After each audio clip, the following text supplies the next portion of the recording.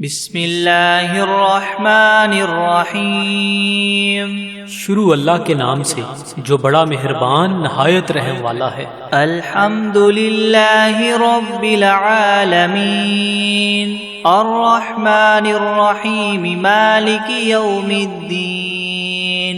ایاک نعبد و ایاک نستعین اهدنا الصراط المستقيم صراط الذين أنعمت عليهم غير المغضوب عليهم ولا الضالين۔ سب تعریفیں اللہ ہی کے لیے ہیں جو تمام جہانوں کا پالنے والا ہے، جو بہت مہربان نہایت رحم کرنے والا ہے، جو بدلے کے دن قیامت کا مالک ہے۔ اے اللہ، ہم تیری ہی عبادت کرتے ہیں اور تجھ ہی سے مدد مانگتے ہیں۔ ہمیں سیدھا راستہ دکھا، ان لوگوں کا راستہ جن پر تو نے انعام فرمایا، نہ کہ ان کا جن پر تیرا غضب نازل ہوا، اور نہ ہی گمراہوں کا۔ بسم اللہ الرحمن الرحیم۔ شروع کرتا ہوں اللہ کے نام سے جو بڑا مہربان نہایت رحم والا ہے۔ الف لام میم ذالک الکتاب لا ریب فیہ ھدی للمتقین الذین یؤمنون بالغیب ویقیمون الصلاة ومما رزقناہم ينفقون والذین یؤمنون بما انزل الیک وما انزل من قبلک وبالآخرة هم یوقنون اولئک علی ھدی من ربہم واولئک هم المفلحون۔ الف لام میم، یہ کتاب ایسی ہے جس میں کوئی شبہ نہیں، راہ بتلانے والی ہے اللہ سے ڈرنے والوں کے لیے۔ وہ اللہ سے ڈرنے والے لوگ ایسے ہیں یقین لاتے ہیں چھپی ہوئی چیزوں پر اور قائم رکھتے ہیں نماز کو، اور جو کچھ دیا ہم نے ان کو اس میں سے خرچ کرتے ہیں۔ اور وہ لوگ ایسے ہیں کہ یقین رکھتے ہیں اس کتاب پر جو آپ کی طرف اتاری گئی ہے، اور ان کتابوں پر بھی جو آپ سے پہلے اتاری جا چکی ہیں، اور آخرت پر بھی وہ لوگ یقین رکھتے ہیں۔ بس یہ لوگ ہیں ٹھیک راہ پر جو ان کے پروردگار کی طرف سے ملی ہے، اور یہ لوگ ہیں پورے کامیاب۔ وَإِلَٰهُكُمْ إِلَٰهٌ وَاحِدٌ لَا إِلَٰهَ إِلَّا هُوَ الرَّحْمَٰنُ الرَّحِيمُ اللہ لا الہ الا هو الحی القیوم لا تأخذه سنة ولا نوم له ما في السماوات وما في الأرض من ذا الذي يشفع عنده إلا بإذنه يعلم ما بين أيديهم وما خلفهم ولا يحيطون بشيء من علمه إلا بما شاء وسع كرسيه السماوات والأرض ولا يؤوده حفظهما وهو العلي العظيم۔ اور ایسا معبود جو تم سب کے معبود بننے کا مستحق ہے، وہ تو ایک ہی معبود حقیقی ہے، اس کے سوا کوئی عبادت کے لائق نہیں۔ وہی رحمان ہے اور رحیم ہے۔ اللہ تعالیٰ ایسا ہے کہ اس کے سوا کوئی عبادت کے قابل نہیں، زندہ ہے، سنبھالنے والا ہے تمام عالم کا، نہ اس کو اونگ دبا سکتی ہے اور نہ ہی نیند۔ اسی کی مملوک ہیں سب، جو کچھ آسمانوں میں ہے اور جو کچھ زمین میں ہے۔ ایسا کون شخص ہے جو اس کے پاس کسی کی سفارش کر سکے بدون اس کی اجازت کے؟ وہ جانتا ہے ان کے تمام حاضر اور غائب حالات کو، اور وہ موجودات اس کے معلومات میں سے کسی چیز کو اپنے احاطہ علمی میں نہیں لا سکتے مگر جس قدر علم دینا وہی چاہے۔ اسی کی کرسی نے سب آسمانوں اور زمین کو اپنے اندر لے رکھا ہے، اور اللہ کو ان دونوں کی حفاظت کچھ گراں نہیں گزرتی، اور وہ عالی شان عظیم الشان ہے۔ لا اکراہ فی الدین قد تبین الرشد من الغی فمن یکفر بالطاغوت ویؤمن باللہ فقد استمسک بالعروة الوثقى لا انفصام لها واللہ سمیع علیم۔ اللہ ولی الذین آمنوا یخرجهم من الظلمات إلى النور والذین کفروا اولیاؤهم الطاغوت یخرجونهم من النور إلى الظلمات أولئك أصحاب النار هم فيها خالدون۔ للہ ما فی السماوات وما فی الارض وإن تبدوا ما فی انفسکم او تخفوه یحاسبکم به اللہ فیغفر لمن یشاء ویعذب من یشاء واللہ علی کل شیء قدیر۔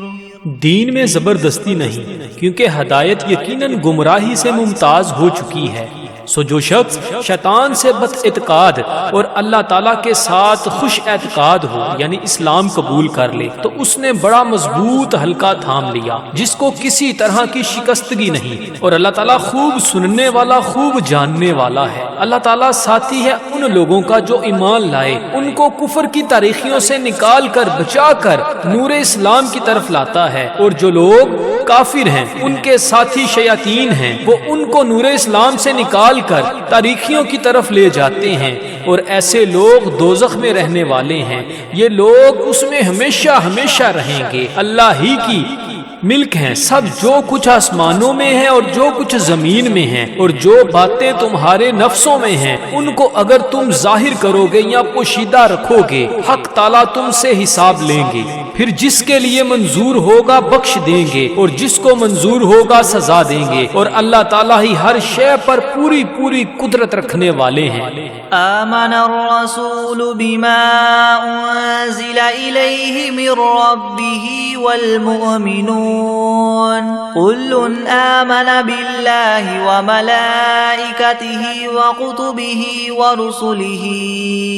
لا نفرق بین احد من رسلہ وقالوا سمعنا واطعنا غفرانک ربنا وإلیک المصیر۔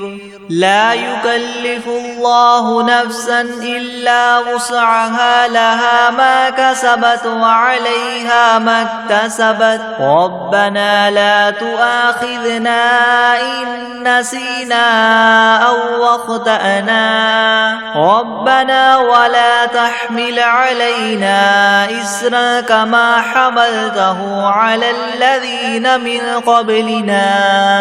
ربنا ولا تحملنا ما لا طاقة لنا به واعف عنا واغفر لنا وارحمنا أنت مولانا فانصرنا على القوم الكافرين۔ اعتقاد رکھتے ہیں رسول اس چیز کا جو ان کے پاس ان کے رب کی طرف سے نازل کی گئی، اور مومنین بھی سب کے سب عقیدہ رکھتے ہیں اللہ کے ساتھ اور اس کے فرشتوں کے ساتھ اور اس کی کتابوں کے ساتھ اور اس کے پیغمبروں کے ساتھ کہ ہم اس کے پیغمبروں میں سے کسی میں تفریق نہیں کرتے، اور سب نے یوں کہا کہ ہم نے آپ کا ارشاد سنا اور خوشی سے مانا، ہم آپ سے بخشش چاہتے ہیں اے ہمارے پروردگار، اور آپ ہی کی طرف ہم سب کو لوٹنا ہے۔ اللہ تعالیٰ کسی شخص کو مکلف نہیں بناتا مگر اسی کا جو اس کی طاقت اور اختیار میں ہو، اس کو ثواب بھی اس کا ہوتا ہے جو ارادے سے کرے، اور اس عذاب پر بھی اسی کا ہوگا جو ارادے سے کرے۔ اے ہمارے رب ہم پر داروگیر نہ فرمائیے اگر ہم بھول جائیں یا چوک جائیں، اے ہمارے رب ہم پر کوئی سخت حکم نہ بھیجیے جیسے ہم سے پہلے لوگوں پر آپ نے بھیجے تھے۔ اے ہمارے رب ہم پر کوئی ایسا بار دنیا یا آخرت کا نہ ڈالیے جس کی ہم کو سہار نہ ہو، اور درگزر کیجیے ہم سے اور بخش دیجیے ہم کو، اور رحم کیجئے ہم پر، آپ ہمارے کار ساز ہیں، سو آپ ہم کو کافر لوگوں پر غالب کیجئے۔ شہد اللہ انہ لا الہ الا هو والملائکۃ واولو العلم قائما بالقسط لا الہ الا هو العزیز الحکیم۔ قل اللہم مالک الملک تؤتی الملک من تشاء وتنزع الملک ممن تشاء وتعز من تشاء وتذل من تشاء بيدك الخير إنك على كل شيء قدير۔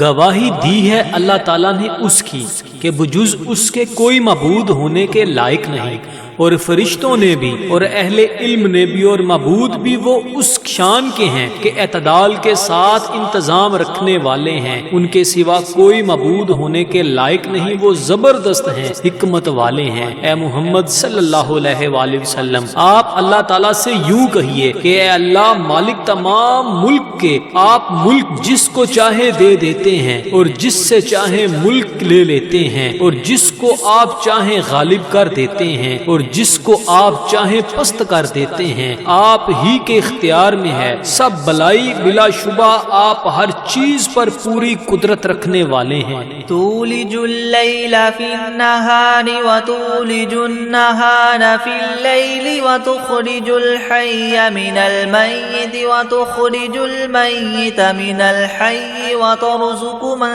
تشاء بغیر حساب۔ آپ رات کو دن میں داخل کر دیتے ہیں اور دن کو رات میں داخل کر دیتے ہیں، اور آپ جاندار چیز کو بے جان سے نکال لیتے ہیں اور بے جان چیز کو جاندار سے نکال لیتے ہیں، اور آپ جس کو چاہیں بے شمار رزق عطا فرماتے ہیں۔ ان ربکم اللہ الذی خلق السماوات والارض فی 6 ایام ثم استوى على العرش يغشي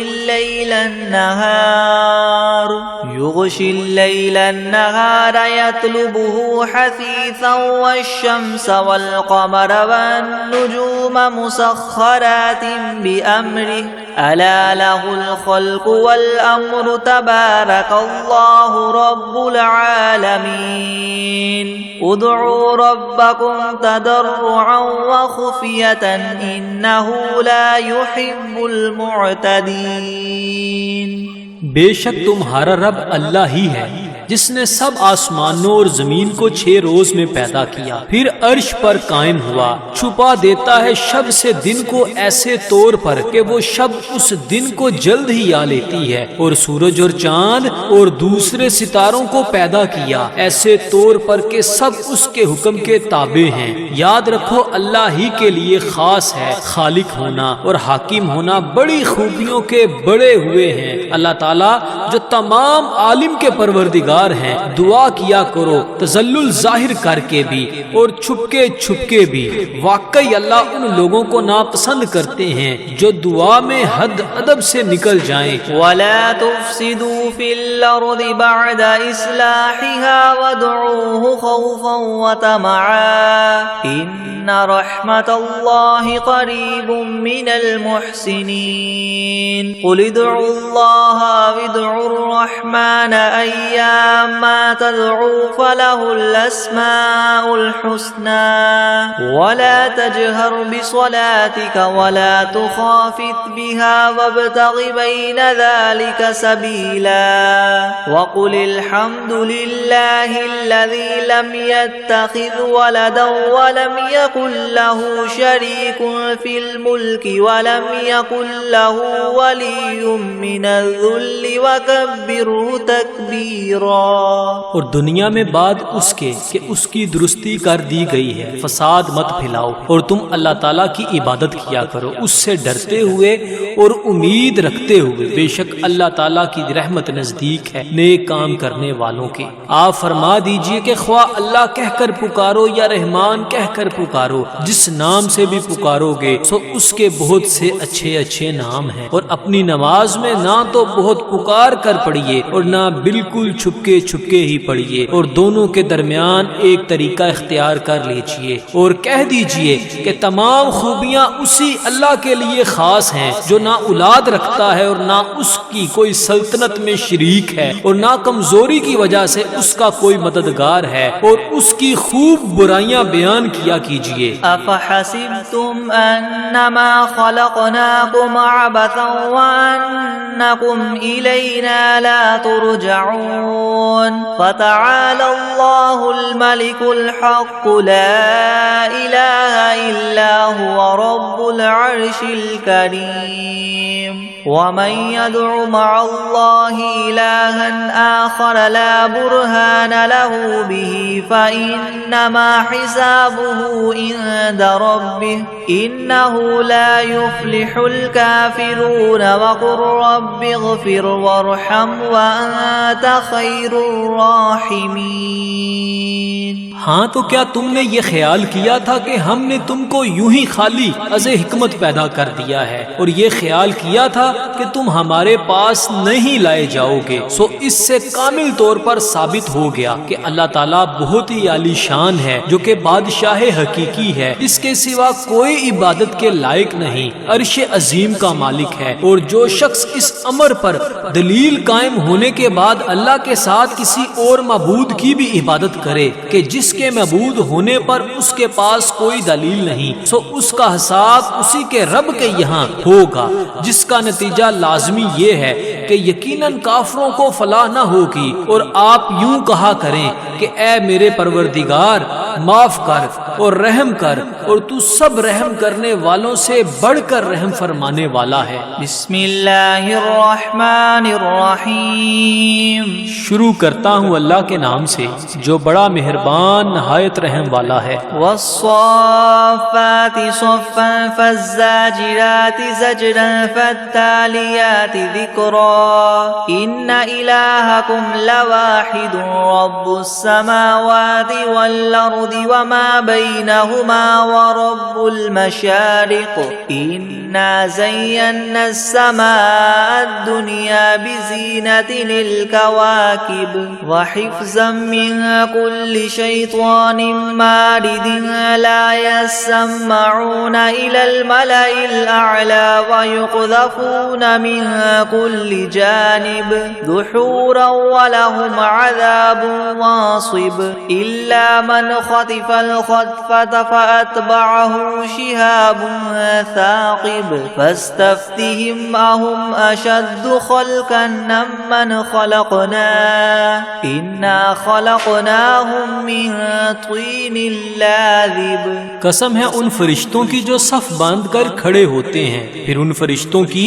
جو بندش کرنے والے ہوتے ہیں، پھر ان فرشتوں کی جو ذکر کی تلاوت کرنے والے ہیں کہ تمہارا معبود برحق ایک ہے، وہ پروردگار ہے آسمانوں اور زمین کا اور جو کچھ ان کے درمیان میں ہے، اور پروردگار ہے طلوع کرنے کے موقع کا۔ ہم نے رونق دی ہے اس طرف والے آسمان کو ایک عجیب آرائش یعنی ستاروں کے ساتھ، اور حفاظت بھی کی ہے ہر شریر شیاطین سے۔ وہ شیاطین عالم بالا کی طرف کان بھی نہیں لگا سکتے، اور وہ ہر طرف سے مار کر دھکے دیے جاتے ہیں، اور ان کے اس لیے دائمی عذاب ہوگا۔ مگر جو شیطان کچھ خبر لے کر بھی بھاگے تو ایک دہکتا ہوا شعلہ ان کے پیچھے لگا دیا گیا۔ تو آپ ان سے پوچھئے کہ یہ لوگ بناوٹ میں سخت ہیں یا ہماری پیدا کی ہوئی یہ چیزیں؟ ہم نے ان لوگوں کو چپکتی ہوئی مٹی سے پیدا کیا۔ یا معشر الجن والانس ان استطعتم ان تنفذوا من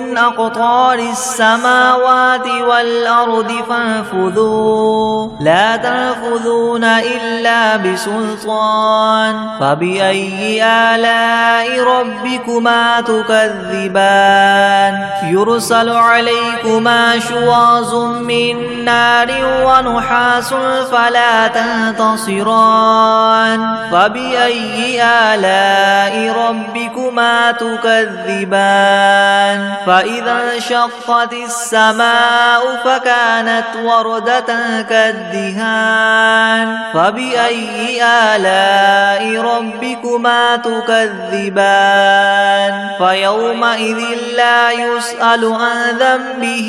إنس ولا جان فبأي آلاء ربكما تكذبان۔ اے گروہ جن و انس، کہ اگر تم کو یہ قدرت ہے کہ آسمان اور زمین کی حدود سے کہیں باہر نکل جاؤ تو ہم بھی دیکھیں، نکلو، مگر بدون زور کے نہیں نکل سکتے اور زور ہے نہیں۔ سو اے جن و انس، تم اپنے پروردگار کی کون کون سی نعمتوں کے منکر ہو جاؤ گے؟ تم دونوں پر قیامت کے روز آگ کا شعلہ اور دھواں چھوڑا جائے گا، پھر تم اس کو ہٹا نہ سکو گے۔ سو اے جن و انس، تم اپنے رب کی کون کون سی نعمتوں کے منکر ہو جاؤ گے؟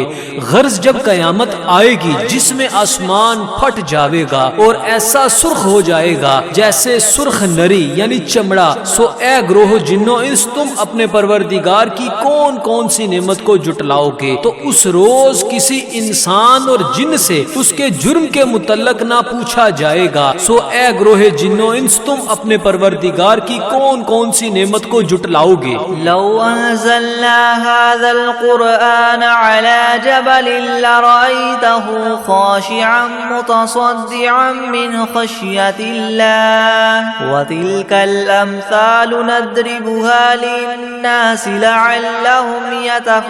يتفكرون هو الله الذي لا إله إلا هو عالم الغيب والشهادة هو الرحمن الرحيم هو الله الذي لا إله إلا هو الملك القدوس السلام المؤمن المهيمن العزيز الجبار المتكبر سبحان الله عما يشركون هو الله الخالق البارئ المصور له الأسماء الحسنى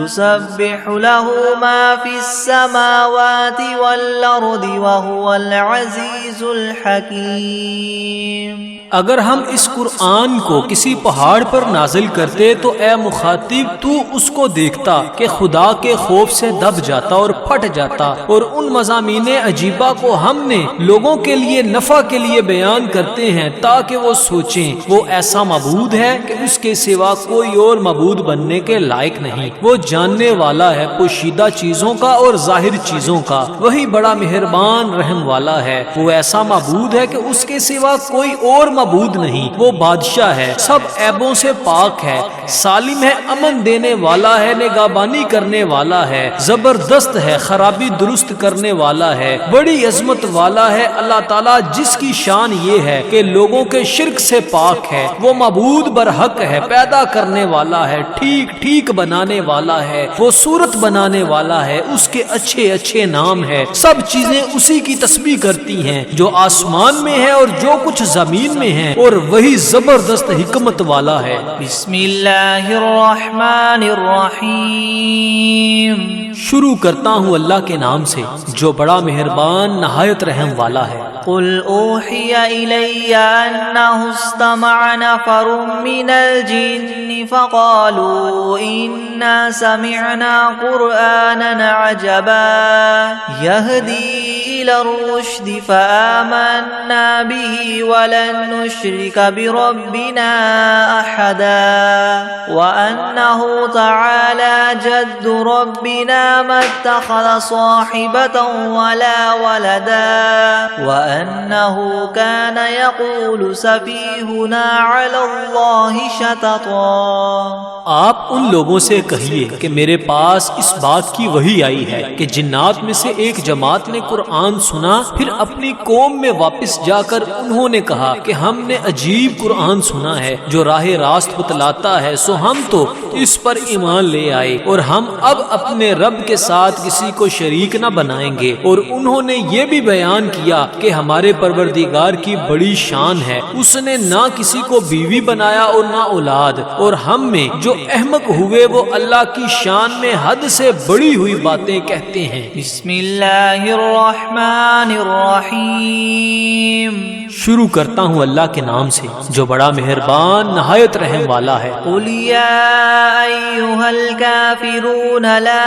اعبد ما تعبدون ولا انتم عابدون ما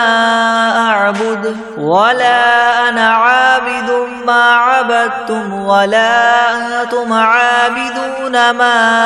اعبد لكم دینکم ولی دین. آپ ان کافروں سے کہہ دیجئے کہ اے کافرو میرا اور تمہارا طریقہ متحد نہیں ہو سکتا، اور نہ تو فی الحال میں تمہارے معبودوں کی پرستش کرتا ہوں اور نہ تم میرے معبود کی پرستش کرتے ہو، اور نہ ہی آئندہ استقبال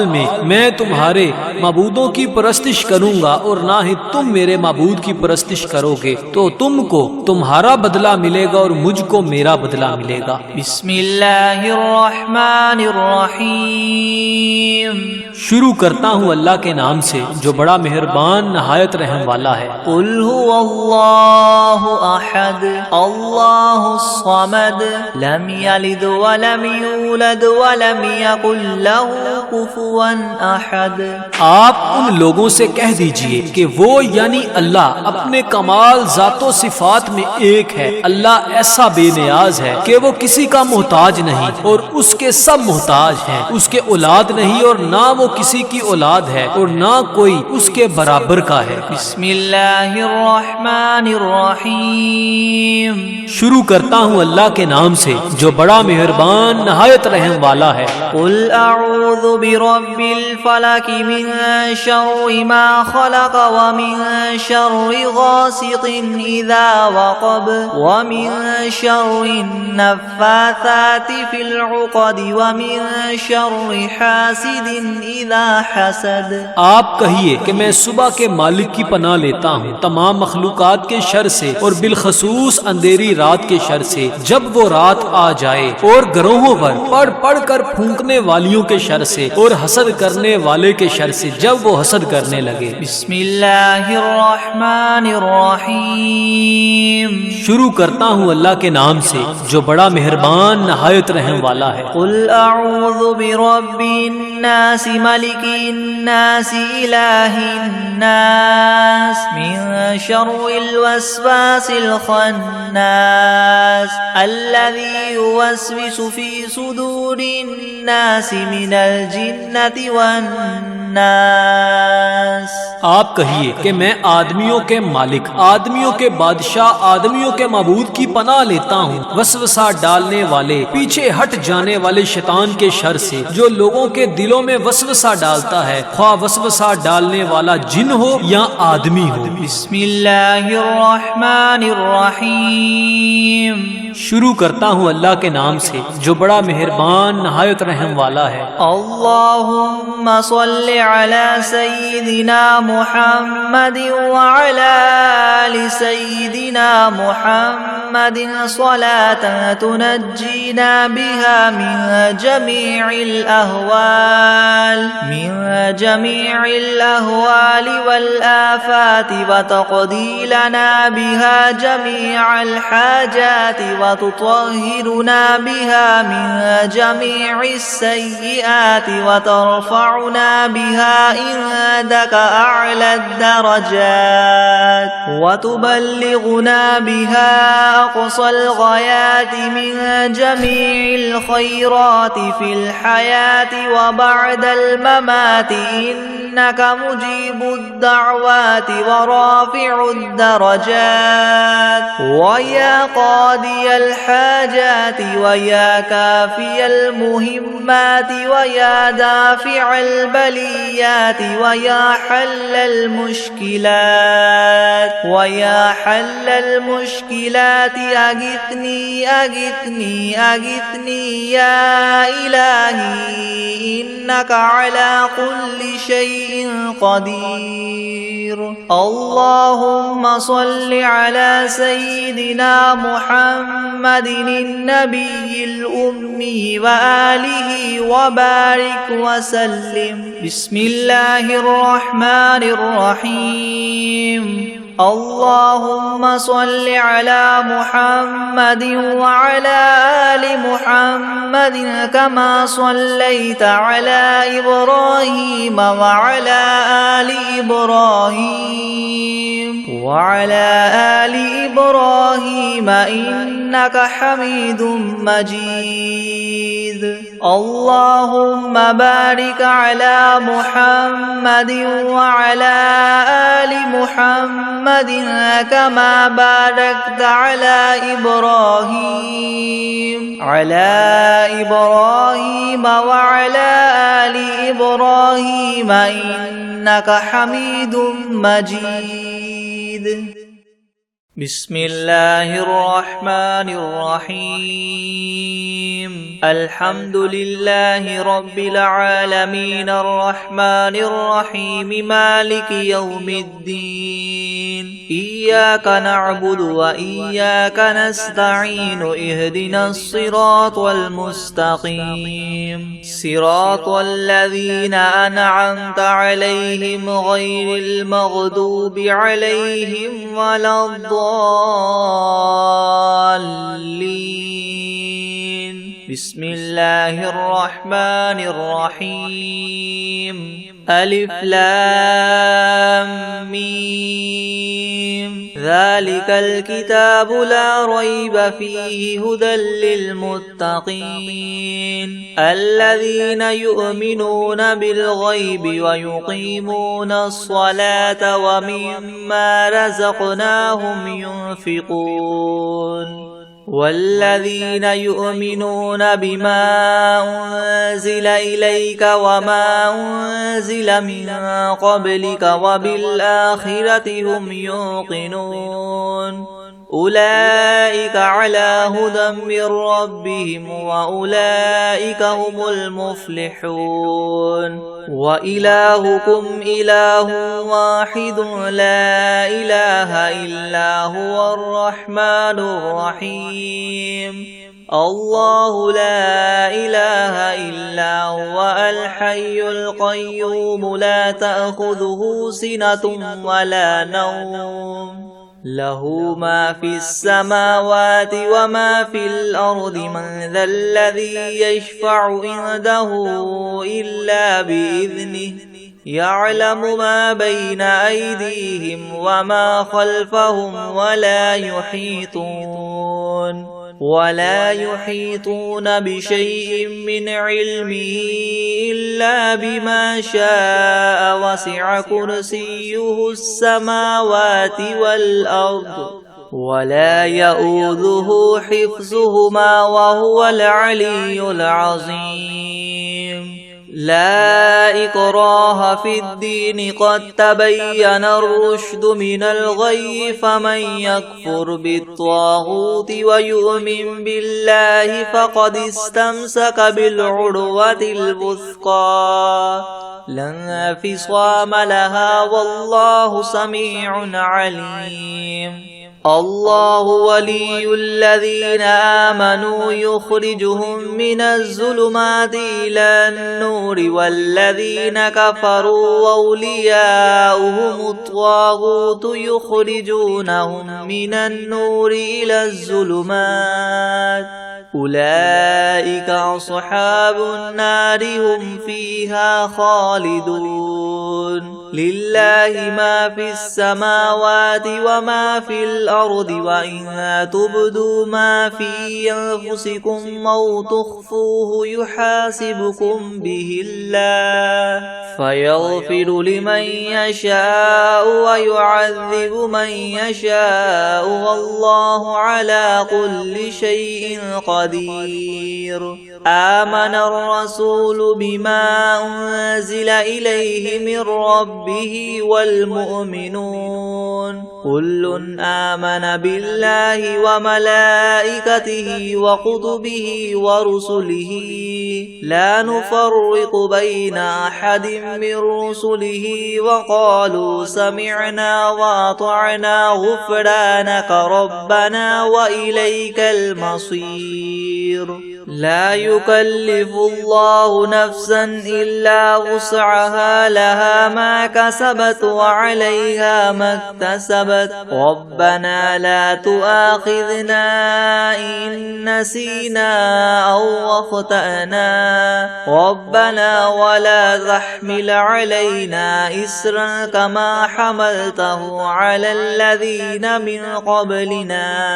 ربنا ولا تحملنا ما لا طاقة لنا به واعف عنا واغفر لنا وارحمنا أنت مولانا فانصرنا على القوم الكافرين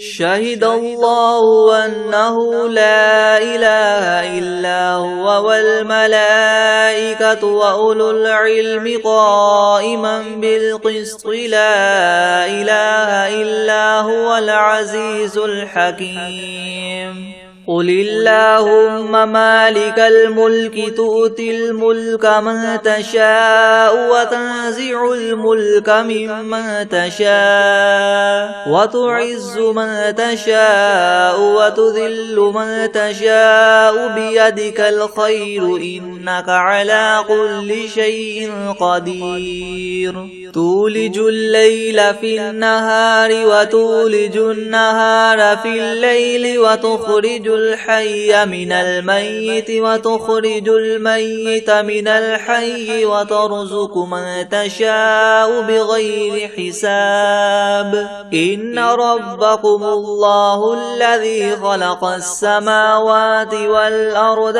في 6 أيام ثم استوى على العرش يغشي الليل النهار يطلبه حثيثا والشمس والقمر والنجوم مسخرات بأمره ألا له الخلق والأمر تبارك الله رب العالمين ادعوا ربكم تضرعا وخفية إنه لا يحب المعتدين ولا تفسدوا في الأرض بعد إصلاحها وادعوه خوفا وطمعا إن رحمة الله قريب من المحسنين قل ادعوا الله أو ادعوا الرحمن أيما تدعوا فله الأسماء الحسنى ولا تجهر بصلاتك ولا تخافت بها وابتغ بين ذلك سبيلا وقل الحمد لله الذي لم يتخذ ولدا ولم يكن له شريك في الملك ولم يكن له ولي من الذل وكبره تكبيرا أفحسبتم أنما خلقناكم عبثا وأنكم إلينا لا ترجعون فتعالى الله الملك الحق لا إله إلا هو رب العرش الكريم ومن يدع مع الله إلها آخر لا برهان له به فإنما حسابه عند ربه إنه لا يفلح الكافرون وقل رب اغفر وارحم وأنت خير الراحمين بسم الله الرحمن الرحيم والصافات صفا فالزاجرات زجرا فالتاليات ذكرا إن إلهكم لواحد رب السماوات والأرض وما بينهما ورب المشارق إنا زينا السماء الدنيا بزينة الكواكب وحفظا من كل شيطان مارد لا يسمعون إلى الملأ الأعلى ويقذفون من كل جانب دحورا ولهم عذاب واصب إلا من خطف الخطفة فأتبعه شهاب ثاقب فاستفتهم أهم أشد خلقا ممن خلقنا إنا خلقناهم من طين لاذب يا معشر الجن والإنس إن استطعتم أن تنفذوا من أقطار السماوات والأرض فانفذوا لا تنفذون إلا بسلطان فبأي آلاء ربكما تكذبان يرسل عليكما شواظ من نار ونحاس فلا تنتصران فبأي آلاء ربكما تكذبان فإذا انشقت السماء فكانت وردة كالدهان فبأي آلاء ربكما تكذبان فيومئذ لا يسأل عن ذنبه إنس ولا جان فبأي آلاء ربكما تكذبان لو أنزلنا هذا القرآن على جبل لرأيته خاشعا متصدعا من خشية الله وتلك الأمثال نضربها للناس لعلهم يتفكرون هو الله الذي لا إله إلا هو عالم الغيب والشهادة هو الرحمن الرحيم هو الله الذي لا إله إلا هو الملك القدوس السلام المؤمن المهيمن العزيز الجبار المتكبر سبحان الله عما يشركون هو الله الخالق البارئ المصور له الأسماء الحسنى يسبح له ما في السماوات والأرض وهو العزيز الحكيم بسم الله الرحمن الرحيم قل أوحي إلي أنه استمع نفر من الجن فقالوا إنا سمعنا قرآنا عجبا يهدي إلى الرشد فآمنا به ولن نشرك بربنا أحدا وأنه تعالى جد ربنا ما اتخذ صاحبة ولا ولدا وأنه كان يقول سفيهنا على الله شططا بسم الله الرحمن الرحيم قل يا أيها الكافرون لا أعبد ما تعبدون ولا أنتم عابدون ما أعبد ولا أنا عابد ما عبدتم ولا أنتم عابدون ما أعبد لكم دينكم ولي دين بسم الله الرحمن الرحيم قل هو الله أحد الله الصمد لم يلد ولم يولد ولم يكن له كفوا أحد بسم الله الرحمن الرحيم قل أعوذ برب الفلق من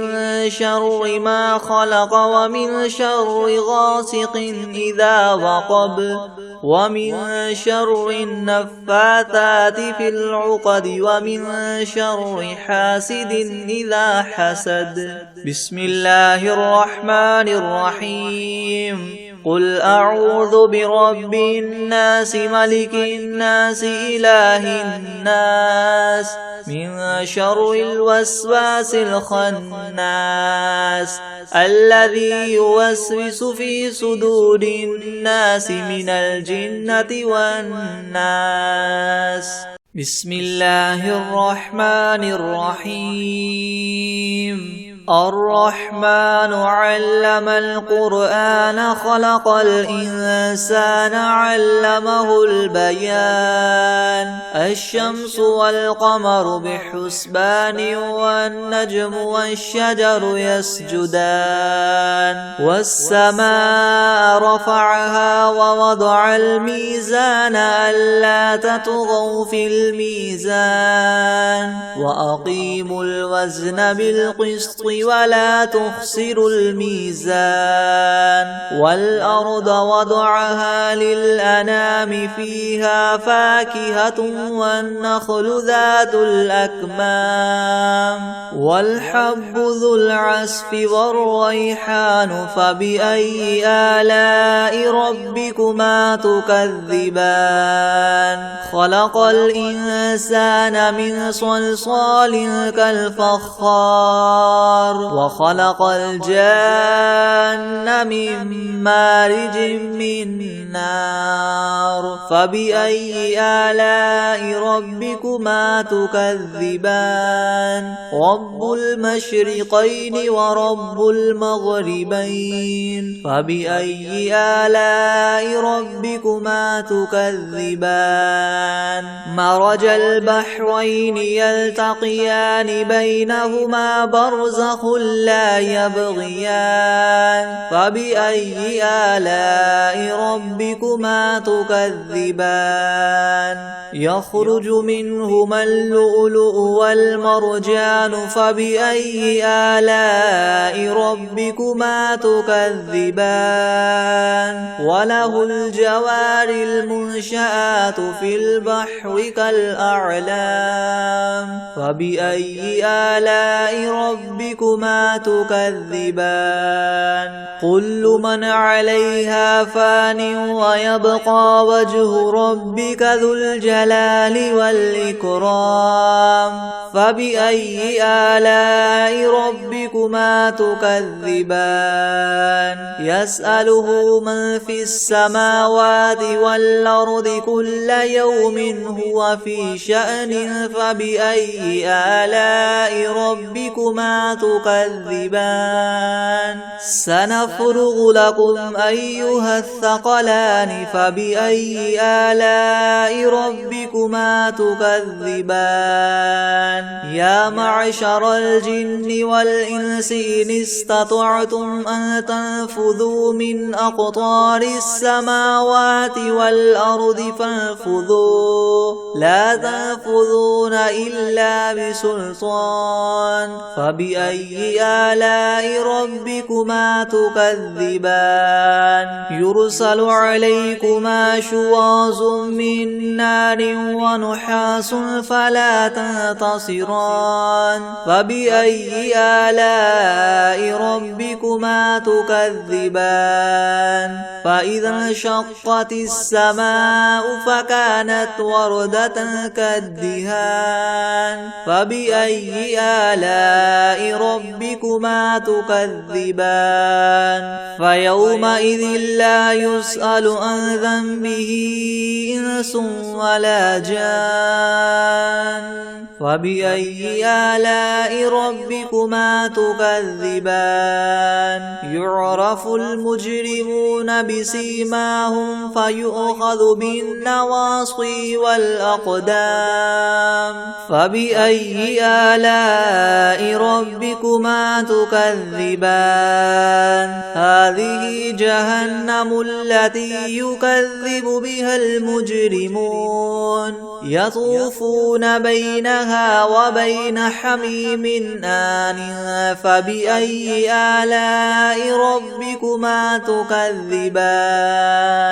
ولمن خاف مقام ربه جنتان فبأي آلاء ربكما تكذبان ذواتا أفنان فبأي آلاء ربكما تكذبان فيهما عينان تجريان الزوجان فبأي آلاء ربكما تكذبان فيهما من كل فاكهة زوجان فبأي آلاء ربكما تكذبان متكئين على فرش بطائنها من استبرق وجنى الجنتين دان فبأي آلاء ربكما تكذبان فيهن قاصرات الطرف لم يطمثهن إنس قبلهم ولا جان فبأي آلاء ربكما تكذبان كأنهن الياقوت والمرجان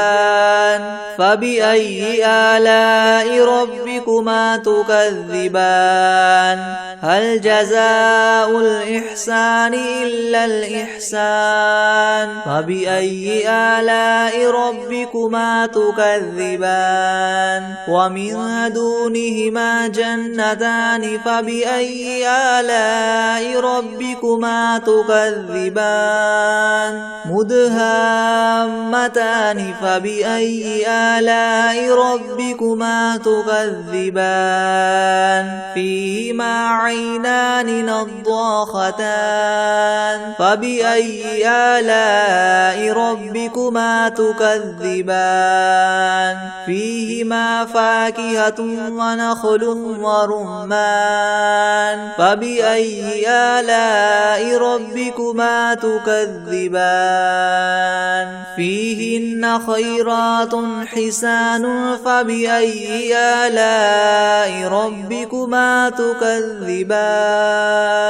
حور مقصورات في الخيام فبأي آلاء ربكما تكذبان لم يطمثهن إنس قبلهم ولا جان فبأي آلاء ربكما تكذبان متكئين على رفرف خضر وعبقري حسان فبأي آلاء ربكما تكذبان تبارك اسم ربك ذي الجلال والإكرام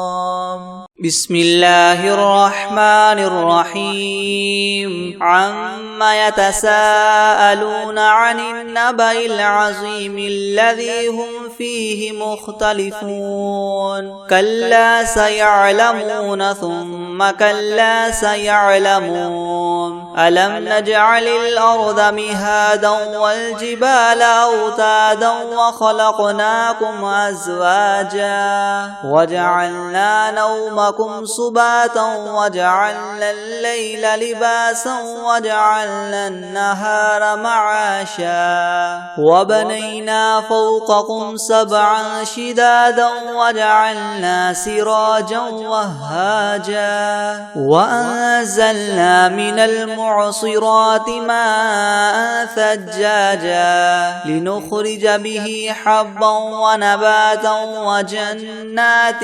ألفافا إن يوم الفصل كان ميقاتا يوم ينفخ في الصور فتأتون أفواجا وفتحت السماء فكانت أبوابا وسيرت الجبال فكانت سرابا إن جهنم كانت مرصادا للطاغين مآبا لابثين فيها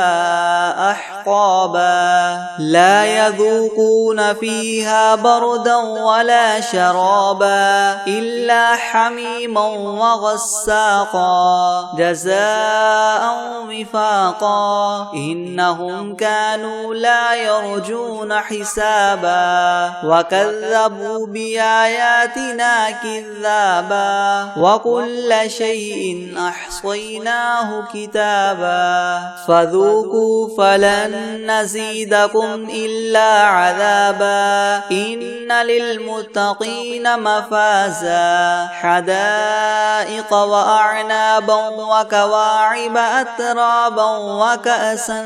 دهاقا لا يسمعون فيها لغوا ولا كذابا جزاء من ربك عطاء حسابا رب السماوات والأرض وما بينهما الرحمن لا يملكون منه خطابا يوم يقوم الروح والملائكة صفا لا يتكلمون إلا من أذن له الرحمن وقال صوابا ذلك اليوم الحق فمن شاء اتخذ إلى ربه مآبا إنا أنذرناكم عذابا قريبا يوم ينظر المرء ما قدمت يداه ويقول الكافر يا ليتني كنت ترابا بسم الله الرحمن الرحيم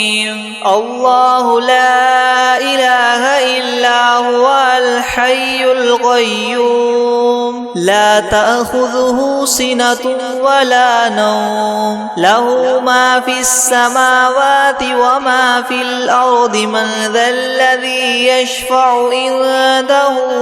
إلا بإذنه يعلم ما بين أيديهم وما خلفهم ولا يحيطون بشيء من علمه إلا بما شاء